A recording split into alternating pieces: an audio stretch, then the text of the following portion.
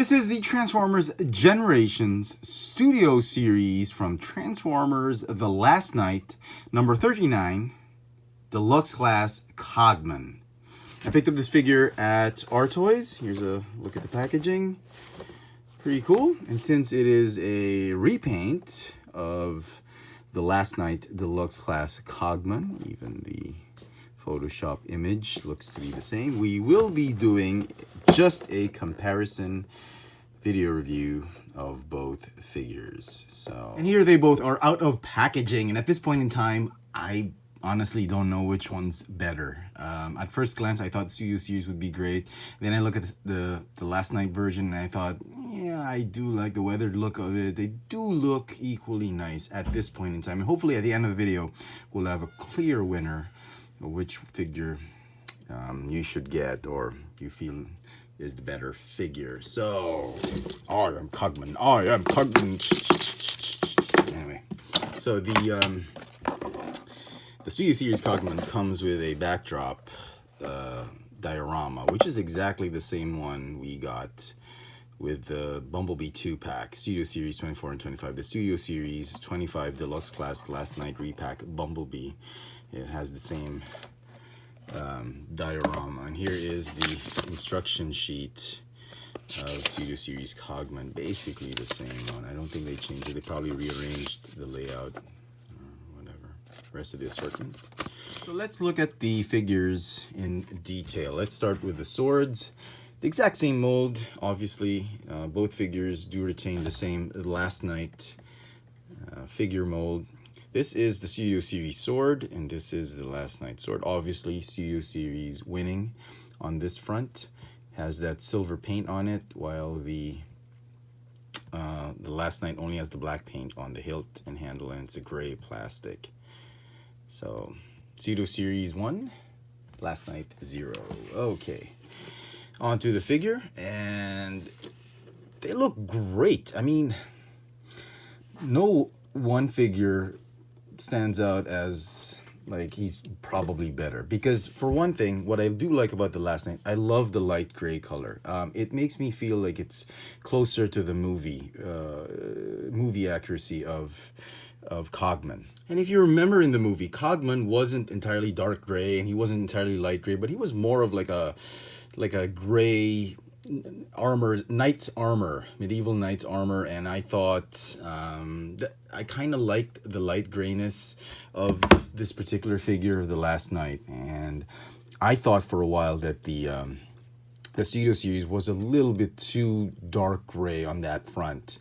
But what I do like about this particular figure, the Studio Series, is that there's a lot of this metallic silver on it. It's not really chrome. It's just really nice silver. And you know, he was weathered in the Last Night, but I'm a big fan of these clean, shiny paint apps on Transformers. Not really a big fan of weathering. And that makes this figure stand out for me more than this one. Going back to this figure, this one has a lot of really nice weathering on him. And if you look again at Cogman back in the movie, he had a lot of that weathering going on in his armor. And yeah, I really appreciated what Hasbro did with this figure.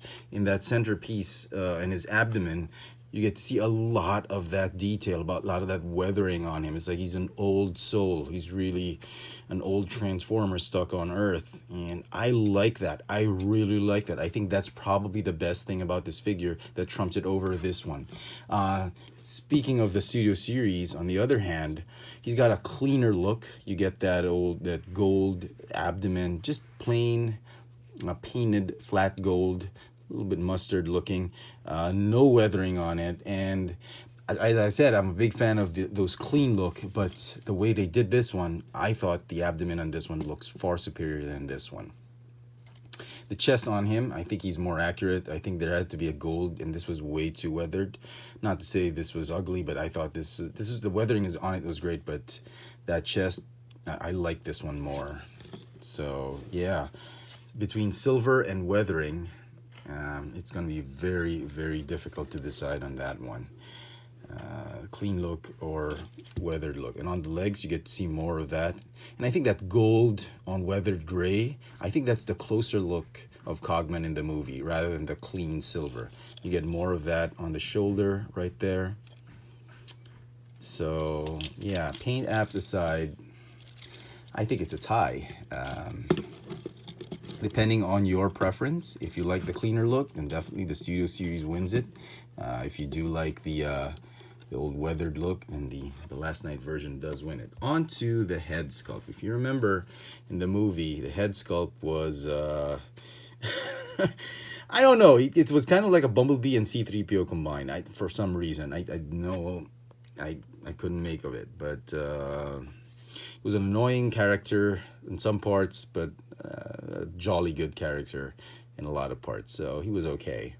And if you look, I'll put this one here just for reference. If you look at the head sculpts of these two, they're exactly the same, but in terms of paint apps, I think the closer one is this one, the Last Night version. This one is just way too dark in gray. I wish they could have put more blue, more light gray paint highlights on his cheek, just like there. And the eyes, though, I do like the eyes on this one better. It's a more muted type of Allspark blue. This one is just way too loud. But in this regard, I think the head of the Last Night Cogman wins it for this one. So sword for this guy. They tied for the paint apps, I think, but I think he's winning a little bit more. We'll see more in alt mode. I think he's going to win, but in terms of head sculpt or head paint apps on the head sculpt, the Last Night wins it. Take a closer look at the head sculpts. Same detail, just the paint apps. And again, you get to see more weathering on the Last Night version. But this one is just so clean. It kind of looks like Lockdown. You have to look at the actual in-scale Cogman figure. If you scale them all, put them all together, this is really how Cogman should have been scaled. And robot mode, the Studio Series wins it. So in terms of articulation, it's exactly the same articulation. There's no point in comparing them. It's the same figure mold. The question, though, is there mold degradation from this figure to this figure? This figure was a little bit tight, so that's great because it was the first release. The second figure, yes. Sadly, there is a lot of mold degradation. The hips are loose. The biceps are loose now. Foot joints are still okay. Tightness in the back kibble is still fine. Shoulders are a little bit loose. And it's really a shame. There's a lot of looseness to it. They're not completely loose. You can still stand him up. He's not going to topple over or what, and you can still hold the arms in certain poses, and it's still going to be fine. But there is that looseness, which is a shame. So let's get them in vehicle mode and do a comparison. And here they are in alt mode. They're Aston Martin car mode. Obviously, I do like this one better. The silver paint on him, just fantastic. Just brings out all the highlights of the car. They do share the same clear transparent plastic for the headlamps and the windshield. Although I don't know, but the Studio Series just a tad bit darker, a little bit smoked compared to this one. Black paint apps lines the rear windshield, while this one has a roof and some of the windows and windshield highlighted by that black paint. Glossy black paint on the side view mirrors, while this one is matte black. It's the same paint they used for the highlights on the windshield. So glossy black paint on this one. This one is just flat black. For the rims, I love what they've done with this one into all silver, but the effect that the old Last Night figure had, that just had that very subtle silver on the rims and kept the middle part black, I think this one's better. In terms of the rims, I think the Last Night wins it. Black paint, the Studio Series wins it. Silver paint, obviously this one wins it. Not to take anything away from the silver plastic this one has. It's got that flake, really glossy feel, much like the Transformers Universe Sideswipe, which I always refer to. And you get to appreciate much of that glossy flake type of dark gray plastic on this one more than this one. This one's a little bit flat on the gray side, which I was mentioning in the robot mode. And you get to see more of that weathering here on the underside of the chest compared to this one. The details of the chest just really pop out with this one more than this one. So yeah, the sword, both swords, they do peg in well, although this one was a little bit tight in the Studio Series. And the rear tail lights looks to be the same red, although the Last Night version has a little bit more polished, a little bit more neater in terms of the way they painted it. This one has a lot of smudging. So yeah, I think overall they did a wonderful job with both figures. This one just has that more premium feel to it. Even that gray paint they have on the side skirts, they had black here, and I think this makes it look better. It gives it that more premium finish, more premium feel to it. And this one is a regular version, and has Autobot symbol there, no Autobot symbol here.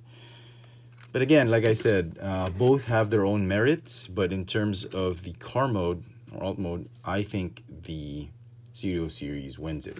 As you can see, both the headmasters, or the Cogman heads, are sitting there in the driver's seat. Very nice. So yeah. So, final note on the figure.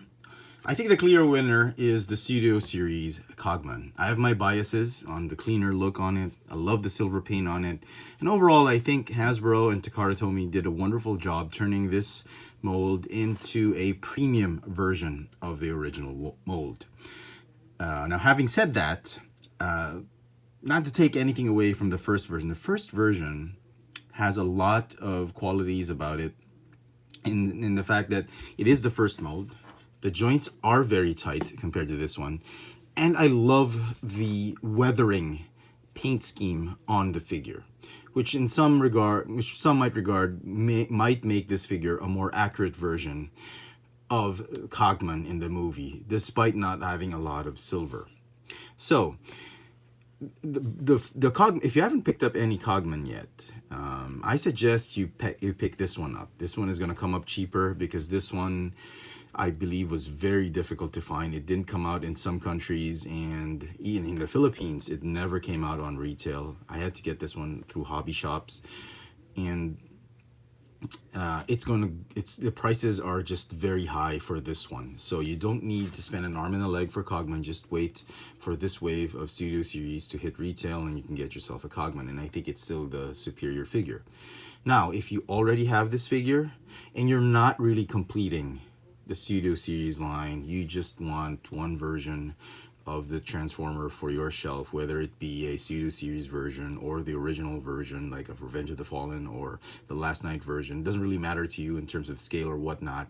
You don't really need to get it. If you're happy with your first version of the Cogman, stick with it. I think it's still a great figure, and you don't need to spend another extra $20, $25, $30 on this one. So yeah.